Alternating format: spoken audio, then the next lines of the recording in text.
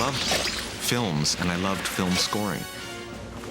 So suddenly I had a chance to kind of dabble in this, and I wanted to do more, but I was in a band and touring and doing albums.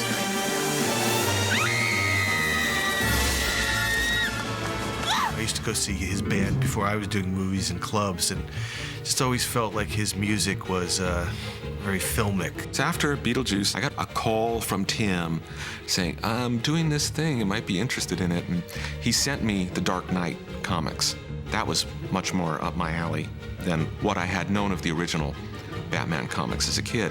And then there was a point where they went into production, and I flew out to London and went out in the set. The very first film he did, Pee-wee's Big Adventure, came out of the blue, kind of. He was looking for a low profile, and this one was like a little higher profile than he wanted.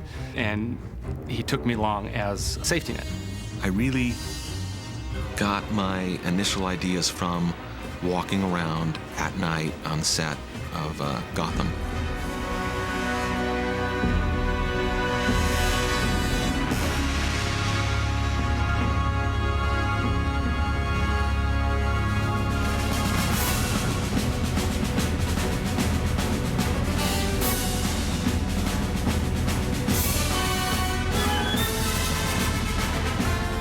With the Batman theme, I just looked for something that had the components that could be mysterious, that can be dark, that could also get fun, and can also have a driving heroism too, always keeping that dark side to it.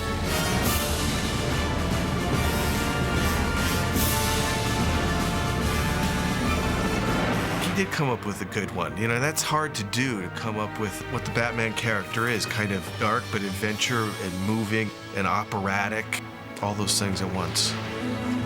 I wasn't trying to come up with something that people would remember so much as something that fit the footage. You know, I always just think of what plays this footage, and I needed something heroic and simple.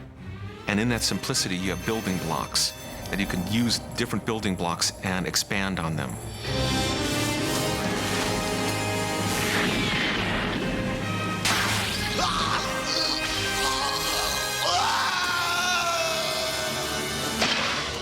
So I wasn't necessarily consciously blocking it out that way, but my instincts were old-fashioned instincts in that regard. Especially any film of this genre, you're going to have different places to go with your heroes and with your villains. The pen is truly mightier than the sword.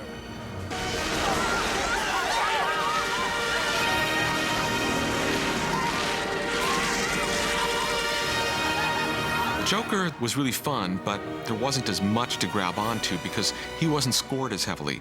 There actually isn't a lot of music under the Joker. Honey, you'll never believe what happened to me today. Oh.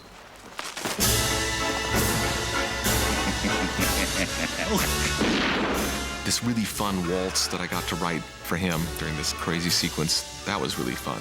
Why his kind of weird, twisted waltz? I don't know. I mean, I always love writing the villain's music.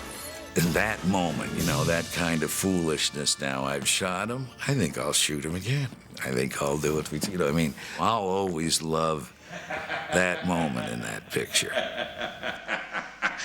Oh, what a day.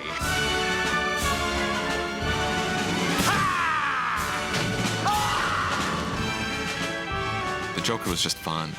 Most of the work of Batman was, you know, establishing the tone of the movie and Gotham and everything else. Let's go.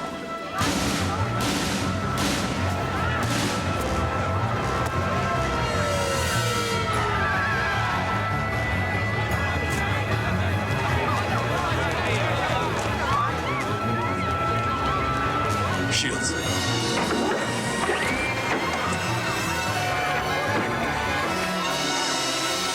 I did what I always do with Danny. I was his orchestrator and responsible for making sure what he thought he was writing was what we got out of the orchestra. Part of Danny's process, to me, is never done until we've recorded and put it in. My most fun moment actually was recording it and actually hearing the music coming together in the studio. And then there was a point where John Peters started like picking up his cell phone, turning it on, holding it up to the speakers, and he'd be having people back home in LA say, check this out, listen to this. I remember him coming up and saying, Danny, we're going to do a separate soundtrack album for just the score. I figured this is producer, hot air. And he did. I don't understand what makes Batman popular.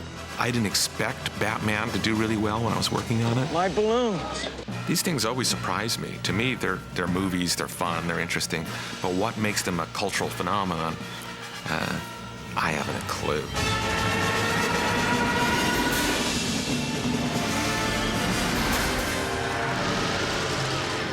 You know, always in that genre, you get to pack a lot of your best wallop into the last 12, 15 minutes of the movie. So there was a lot of stuff in the end that I was pleased about that, you know, was big and had some grandeur.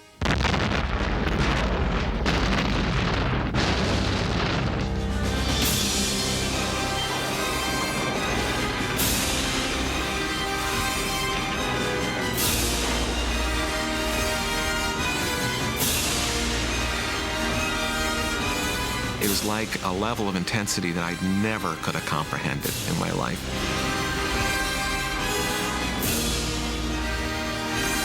And yet, it's been rewarding.